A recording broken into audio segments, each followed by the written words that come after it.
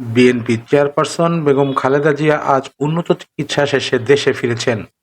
তাকে স্বাগত জানাতে রাজধানী ঢাকার রাজপথে নামে লাখো মানুষের ঢল। এই গুরুত্বপূর্ণ মুহূর্তে সামাজিক যোগাযোগ মাধ্যমেও দেখা যাচ্ছে নানা প্রতিক্রিয়া। বৈষম্য বিরোধী ছাত্র আন্দোলনের অন্যতম সমন্বয়ক এবং এনসিপি নেতা সার্জিস আলম তার ভেরিফাইড ফেসবুক পেজে একটি স্ট্যাটাসে খালেদা জিয়াকে বাংলাদেশে স্বাগত জানান। তিনি লেখেন, বিএনপির চেয়ারপারসন বেগম খালেদা জিয়াকে বাংলাদেশে স্বাগতম। আমরা বিশ্বাস করতে চাই, জুলাই অভ্যুত্থানে বাংলাদেশের আপামর ছাত্র জনতা যে আকাঙ্ক্ষাগুলোকে বুকে ধারণ করে অকাতরে রক্ত দিয়েছে, জীবন দিয়েছে, সেই আকাঙ্ক্ষাগুলোকে সামনে রেখে তিনি এবং তার দল বিএনপি আপোষহীনভাবে বাংলাদেশের গণতন্ত্র রক্ষায় দেশের স্বার্থকে সর্বাগ্রে প্রাধান্য দিয়ে কাজ করে যাবেন। তার সুস্থতা ও দীর্ঘায়ু কামনা করছি। সার্জিস আলমের এই পোস্টে ইতিমধ্যেই নেটিজেনদের মধ্যে ব্যাপক সাড়া পড়েছে।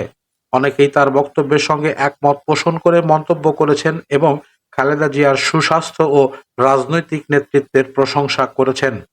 এটা স্পষ্ট, শুধু রাজপথেই নয়, সোশ্যাল মিডিয়াতেও খালেদা জিয়ার প্রত্যাবর্তন নিয়ে আলোচনা এখন তুঙ্গে।